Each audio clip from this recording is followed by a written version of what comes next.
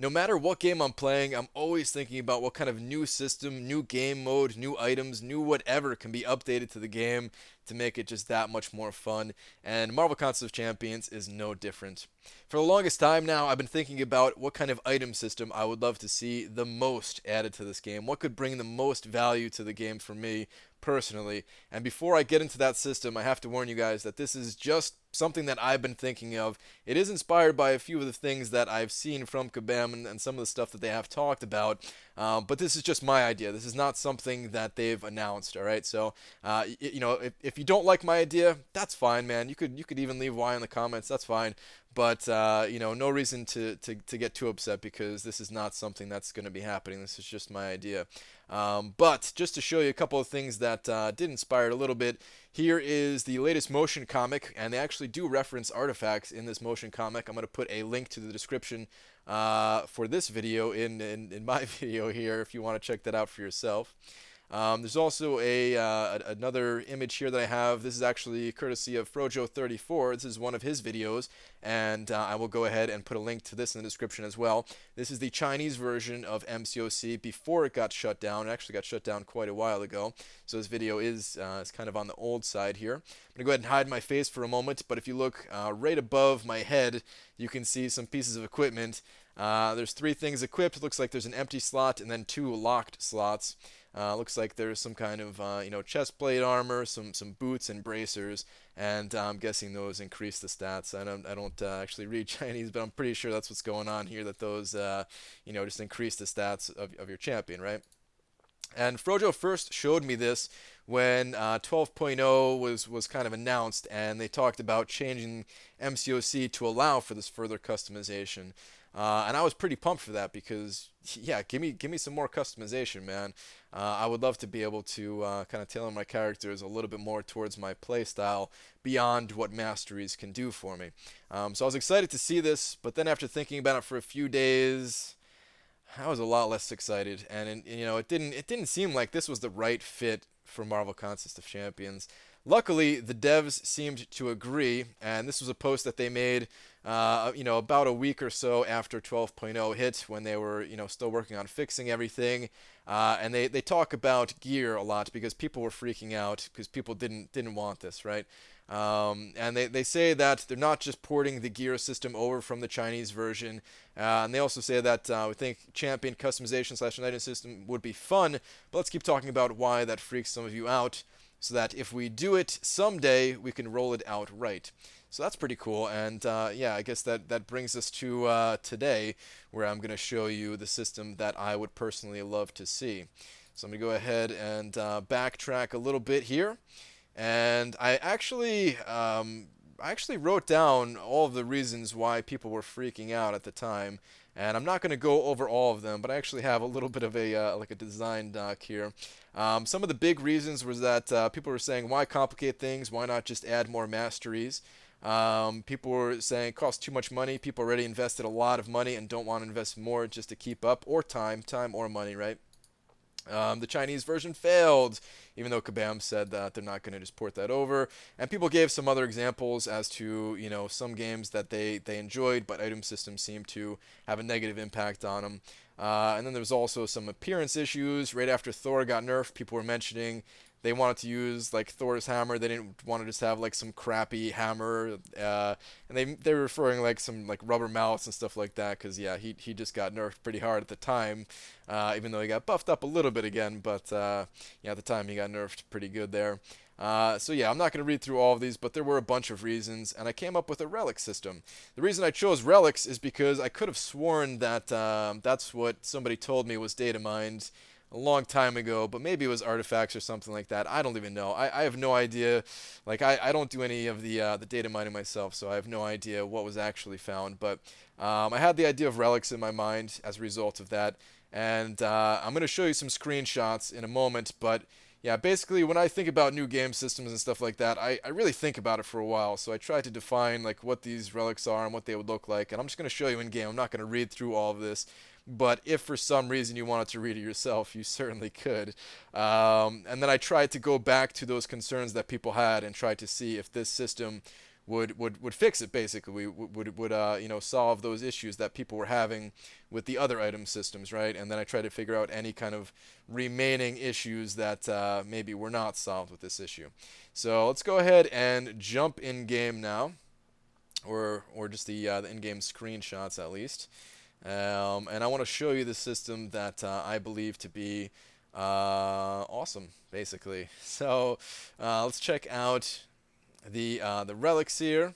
Each champion has 3 relic spots, the top one being the most common, which is a basic relic, the middle one being a little bit more rare, which is a class-specific relic, and the bottom one being a legendary relic, which is champion-specific. Let's go ahead and take a look at the top relic, the basic one right now.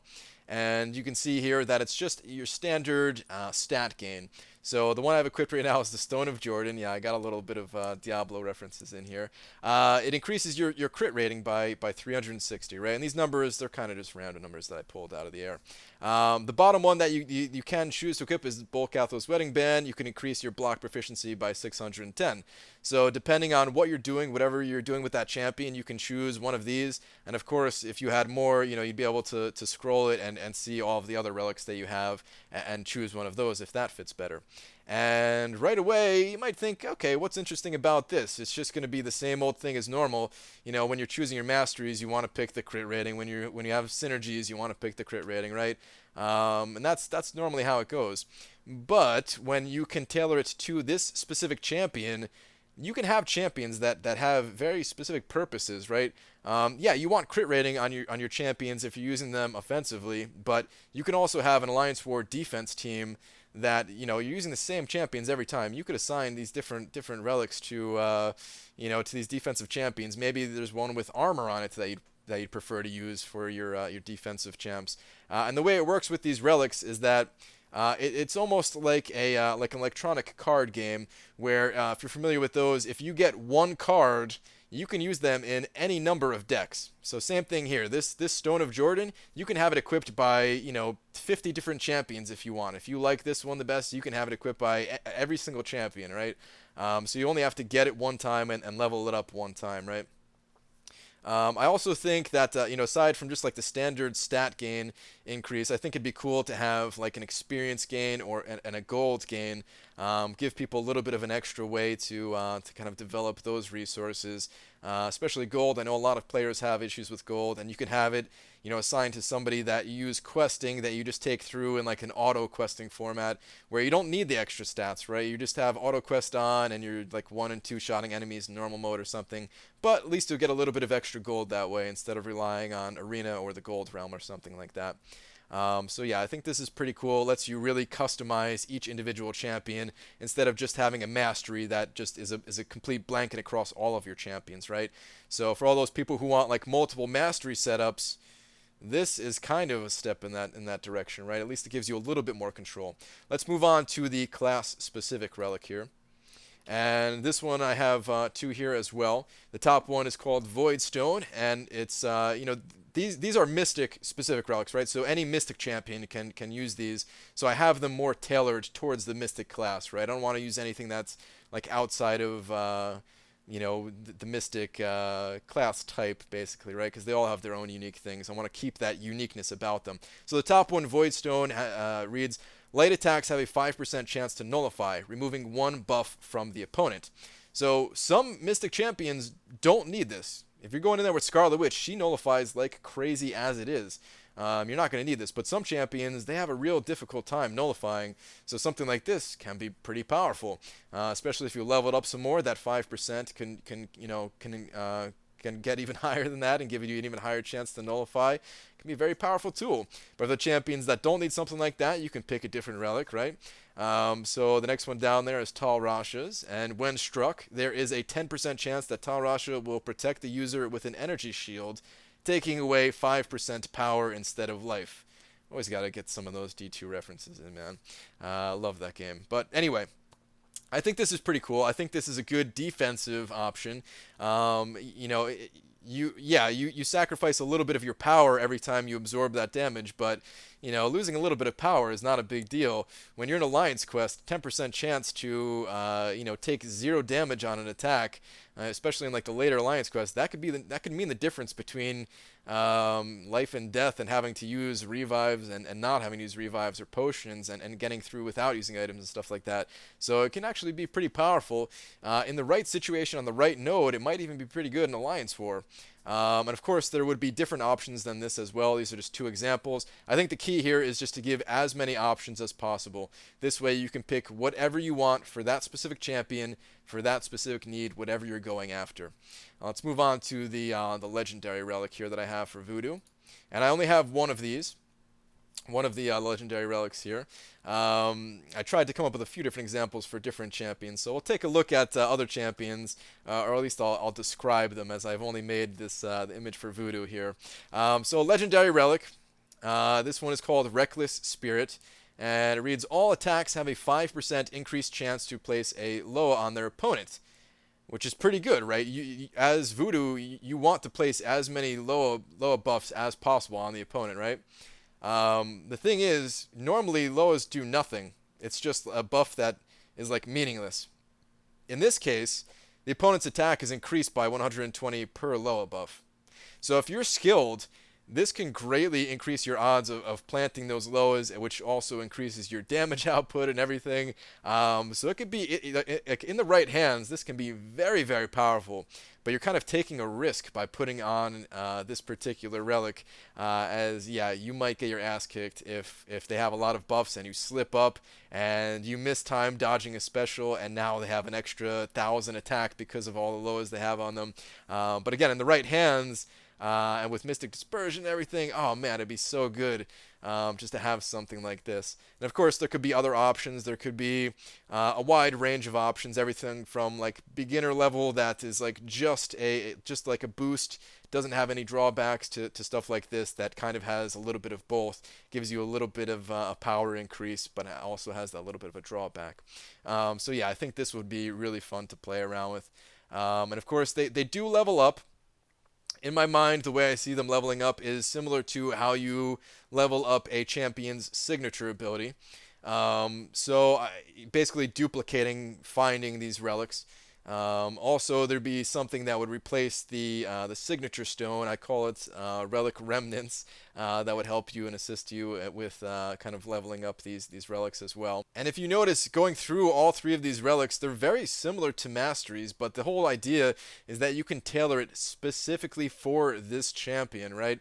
Looking at the basic one, it's basically like the earlier mastery trees, where you gain just some stats, right? And then the class one is those class specific masteries, which definitely need some kind of a change too, right? Like, I'm not saying take away the class specific stuff in the masteries. I still want to see that stuff there. I just want it to be available in like different forms. And then the legendary relic is similar to something along the lines of like a signature ability.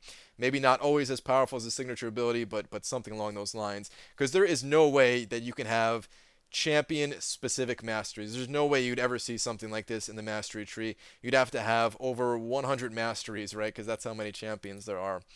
There are a couple of other issues that I was looking to fix with this. Like I said, it's very specific. Everything that I've chosen here, I think that it's very familiar, and I think for a game that has been going this long, it's important to add stuff that still feels very familiar. So again, it's familiar to something like the masteries and signature abilities. It's familiar in that there's 3 of them, right? We kind of have this understanding that there is something that's like common, uncommon, and rare to get, right? Like the 2-star, 3-star, 4-star thing.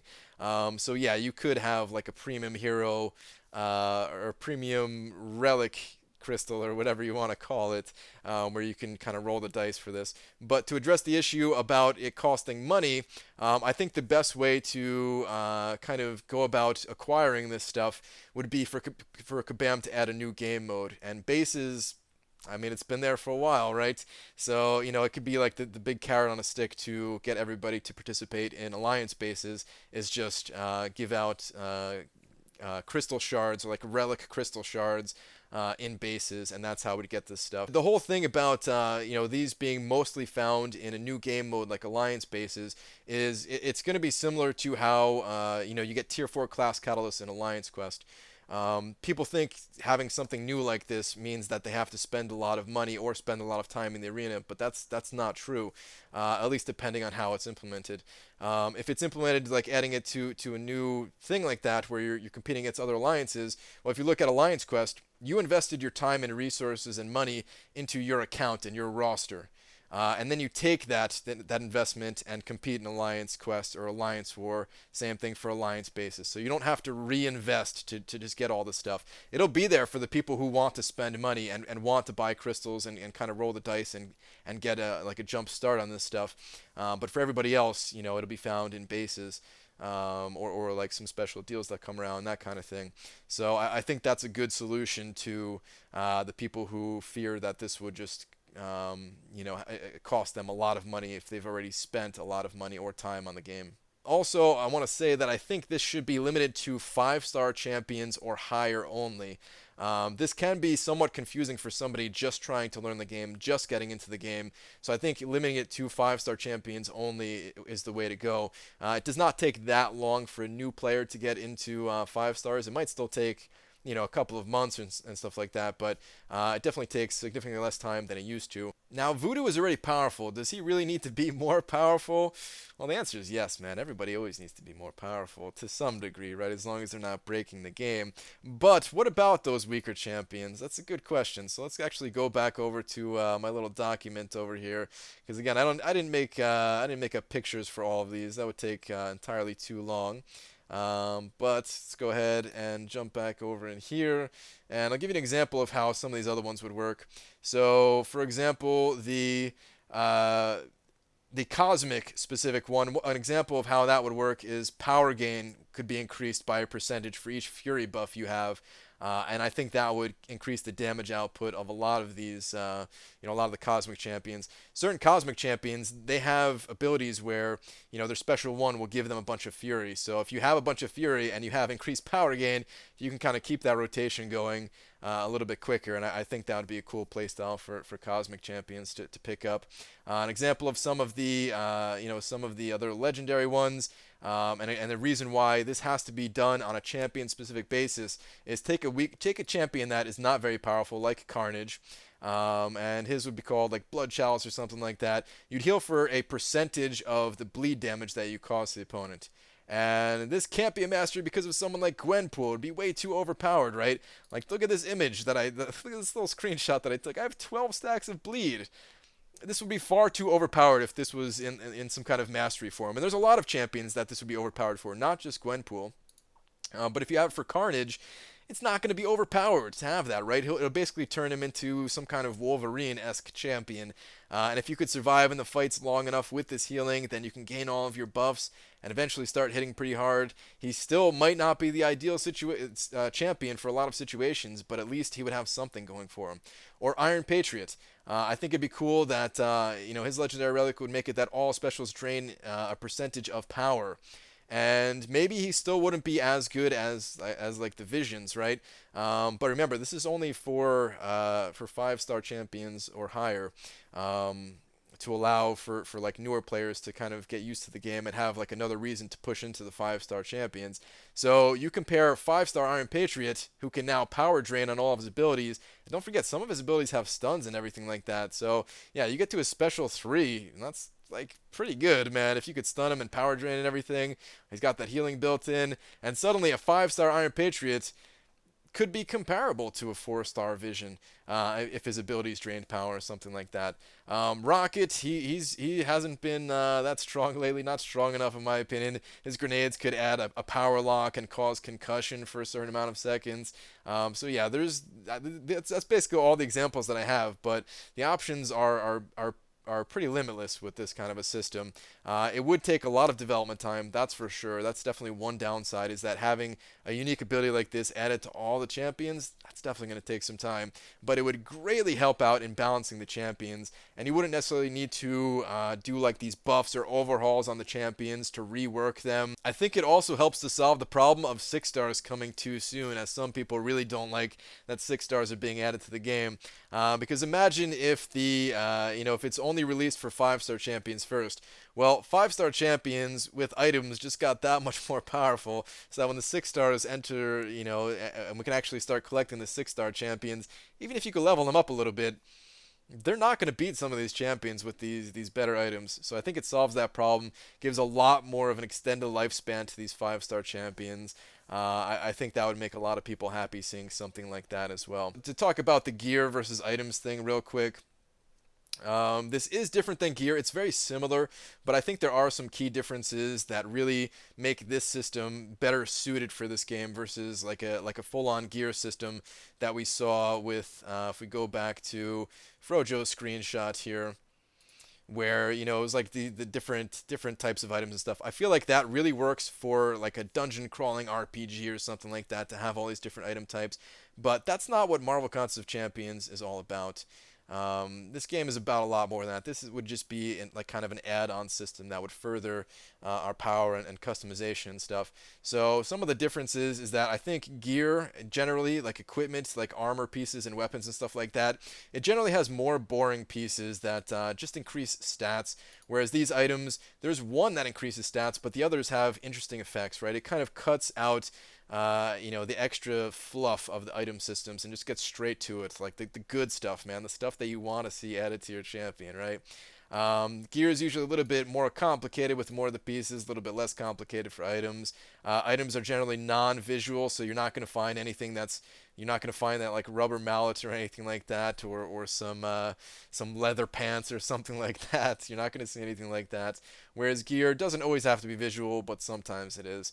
So while the two systems are very similar, I think there is a distinct difference between the two generally when I'm playing games. The last thing I'll say before I end this video is that I know some people are going to have issues with the fact that now you need another thing to make a champion powerful. Now you need these legendary relics, which are going to be hard to come by, right? The top 2 relics, the basic and the class specific ones, they're not going to be that hard to come by, but the legendary relics, it's going to be like pulling 4-star champions, right? I'm talking about like the old way of pulling 4-star champions when they were actually still rare. Some people are definitely going to have an issue with that. It's already bad enough that you got to pull a champion one time. Then you got to pull them a second time before they're useful, or give them an awakening gem or something like that. And now there's a third step to it? Well, I don't think it's that big of a deal, and here's why. There's always going to be some champions that are good to go just straight out of the box. As soon as you open up a crystal and pull them, they're good. They don't even need to be awakened, right? There's like Crossbones, Angela, some of these other champions that exist where you don't necessarily need them to be awakened. Even Hyperion doesn't necessarily need it, right?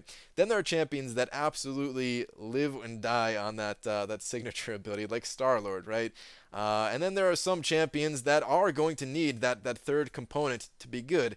But it does a few things. Number one, if everything lines up for you, it makes you a little bit more unique, as it's not going to line up for everybody, so people are going to be running around with different types of champions. You're going to have this stronger connection to your own champions and everything like that, so that's awesome. Whenever you can have like a unique champion, as long as they're powerful and you're not gimping yourself, right? And also, like, these champions are not going anywhere. Pulling Star-Lord twice, you really think he's not going to be powerful without like his legendary? Like, of course he's still going to be powerful. He's going to be just as powerful as he is now. It's just that some of these other champions are going to be rising in power. Kind of around him, right?